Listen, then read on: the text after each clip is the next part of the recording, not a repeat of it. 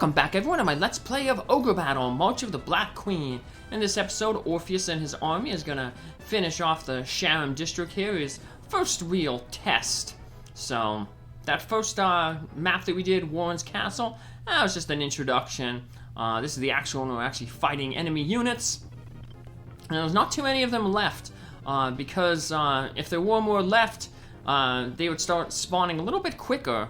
We're gonna see that the enemy unit region leader is gonna pop up, so if there were a bunch of units left over, they'd be popping up to kind of run interference for their leader. But yeah, battle is almost wrapped up, so this is gonna be a little bit of a shorter episode, about 20 minutes. After we finish this, we're gonna be doing we'll be returning back to this area, so, and we're gonna be told to do that in that town up there that Orpheus' unit is about to liberate. So let's move the witch unit over there out of the way that we can kind of flank the enemy units that are coming up, and we got liberated another town here. So let's pull a card, sun card, and that'll turn it back to the beginning of the day. We don't want to keep that card, I'll explain why. Did you know that you can come back to areas after you've completed them? After you take care of Usopp, come back here. I'm sure you'll find something that'll help you on your way. Yeah, and the day ends, so at the beginning of the new day, we get our tributes. So we made a bunch of money because our tributes outweigh the cost to deploy all our units, so we're fighting these guys again, well, these ladies again, because they're all female, so. Now, the one strategy guide said that female units don't really fight well with other male units. The Amazons, that's not really true. There is a compatibility, though, that different units work better with other units, but that's not really all that important, especially right now at the beginning of the game, so. But yeah, there's a lot to go over in this game, but thankfully we have a lot of time to go over it. So let's move the witch unit up there. We don't want that cleric getting more Amazons. Luckily though, sometimes the enemy unit will like kind of pause for a little bit, like it's like they're gathering their thoughts before they move again. So this is good. We stunned the cleric, so hopefully she doesn't get woken up. Oops, to heal herself, but we should be able to out-damage her healing, so, especially with the golem, he hits pretty hard, so, and witches can be pretty effective. They shut down an entire unit, so, took care of that unit there.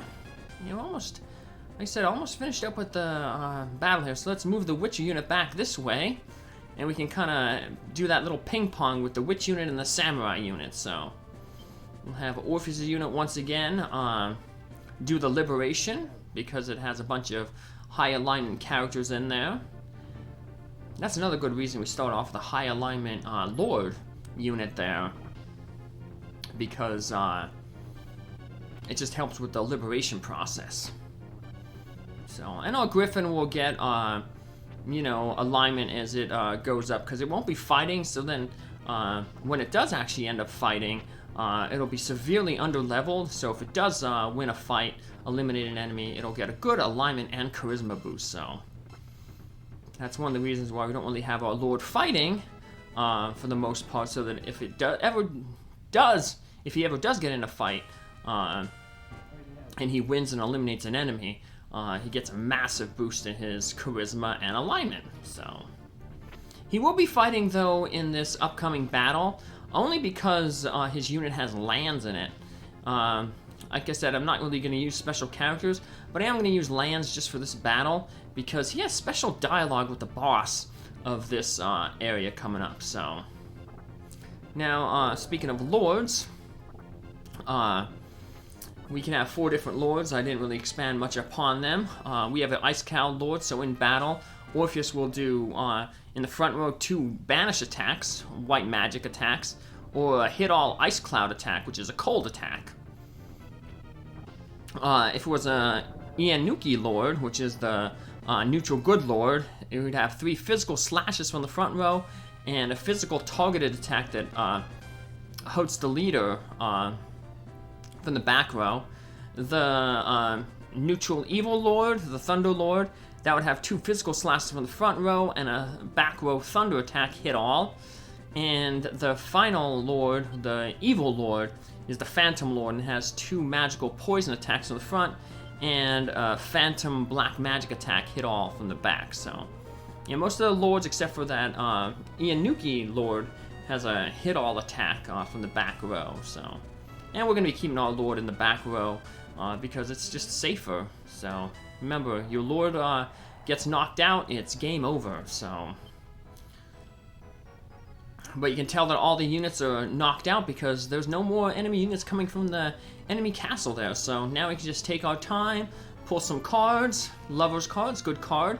Use that in battle. It turns any enemy that it hits will attack. Will attack its allies. So, and this town is basically telling us what I just said. That you should probably keep our leader in the back row where it's safe. So, high alignment helps you fight better during the day. A low alignment helps you fight during the night. So, high alignment will cause you to take more damage at night. Low alignment will cause you to cause less damage at night. So, and more damage in the day. So that's why we're gonna have a mix of high alignment and low alignment units. And remember in the last episode, last map, there was that hidden city. Well, see that road down there? It leads to like just ends out in the middle of nowhere. Well, sometimes if you see a road leading off to nowhere, you might want to send a unit there because when you do that, there might be a hidden city there. And we find this hidden city. Falsala. And what do we get from this city? Let's see what card we pull. A judgment card. That damages all, it's a white magic attack that damages enemies based on their alignment. The fighting is beginning again. Are you even considering how a woman feels when she sends her loved ones to the battlefield? The Sun card also does that. The lower the alignment of a unit, the enemies, the more damage it takes. So Sun isn't all that good because it can actually damage your own units. Unless you're using like a unit that has like all alignment of 100, which is the max alignment. So stats in this game, alignment, charisma, and luck max out at 100. Other stats like strength, dexterity, and intellect max out at 255. So, now usually what you want to do when it's time to assault the boss, you can kind of, just surround the castle so you can kind of, Zerg rush them. Boss battles are a little different. All you have to do is defeat the boss to clear the level, but it's not like other battles where the winner of the battle is determined by who does the most damage. If you don't defeat the boss in a battle, the enemy unit is automatically going to win. So yeah, the boss can do no damage at all to our units, but if we don't defeat the boss in that round, well, we automatically lose and retreat. So gonna have Orpheus' unit attack here, so we can get that special dialogue, and I'll be showing off all the special dialogue in the game. So, all right. So it's you, Lance. I'm surprised you're still alive. Just luck, I suppose, but your luck has run out. Prepare to follow Gran. And the same to you, you low-life scum. Today is the day that I take revenge for my fallen comrade. And in the Sega Saturn port of this game, one of the things that is different is they add a little bit of text at the beginning of the battles. So in that one they say basically that Uso used to be like a bandit who led raids in this area. So when the Empire took over, they made him the leader. So, but apparently Lance grew up in this area, so I guess he felt the sting of some of those raids that Uso conducted. Maybe he injured some of his friends or hurt some of his family way back when, so yeah, they have a little bit of a grudge. And usually that's what happens if there's a grudge or there's a relationship between the character that you have and a boss of the area. They will you get special dialogue, so. But once we fight the boss, his portrait will show, and we can kind of look at some of his stats. So we're going to take advantage of that bag of holding, and we're going to transfer that Sigmund sword to one of our fighters here, just to give a little bit more damage. So that plus 19 strength is going to be really helpful, so. Now we're just going to rush the boss. Luckily this boss is in a dumb position. He's positioned himself in the front row. So how dare you rebel against the Empire? It's not too late. Bow down before the Empire. If we say yes, we lose some reputation. So obviously, yeah, we want to say no. Reputation is very important early in the game here. So we're getting some special characters. So we'll put our tactics to leader. So we focus on the leader. Although the only one who really ain't going to be able to focus on the leader would potentially be the samurai there with his Ianuki attack. But, ooh, and unfortunately our character with the sword missed. He would have done the most damage, though. But you can see he's hurting pretty bad here, so ooh, we might have to retreat here, because unless we have, yeah, we'll probably want to retreat because we don't have any healing cards right now, and we don't want that little character in the front there to die. It looks like their tactics are on weak. So the enemy units also have a tactics, so theirs looks like they're set on weak. So now when you want to unequip an item, you just have to select equip item and equip a blank spot, and then that will take the item off of the character. So we can take it off the Sigmund sword, and now we can give it to one of these characters here. So in this unit, so now the golem will hit harder and has 3 attacks. But he has lower agility, so you might want to give it to the fighter, but we'll see. We'll give it to the golem there, because like I said, he has the 3 attacks, and agility ain't too important right now, so. But, yeah, we just want to take out the boss, just rush him, because like, he's focused on a, he is sitting on a city, so he's recovering hit points between each battle, so. So you can see that magic attack really hurt our golem. If that other wizard wasn't stunned, he might have been able to attack and knock out our golem.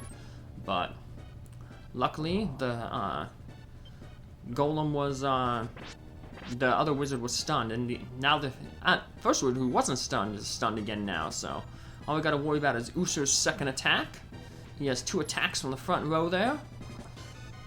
And our golem takes him out. So once we defeat the leader, it doesn't matter if the other ones are still alive. We win the map, we win the battle, and we get a tribute at the end. So we also get a slight rise in reputation for clearing this area from the Empire. I believe it's 5 points. So now the amount of money you get at the end of completing a map is based kind of on how long it takes you to defeat the map. So the longer it takes us, the less money we'd get, but we'd make more money through our tributes. So it's kind of you know, you gotta weigh. But for the most part, you want to complete maps as quick as possible, because if you spend too long on a map, collecting tributes, the townspeople are gonna get mad, because they just kind of see that you're like, wait a minute, this guy's like stealing all our money, you know.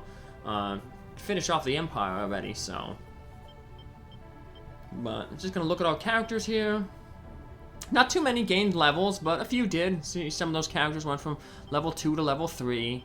So we want to try to get our Amazons there, I believe up to level 5. That's the one where they can really make, they can turn into clerics.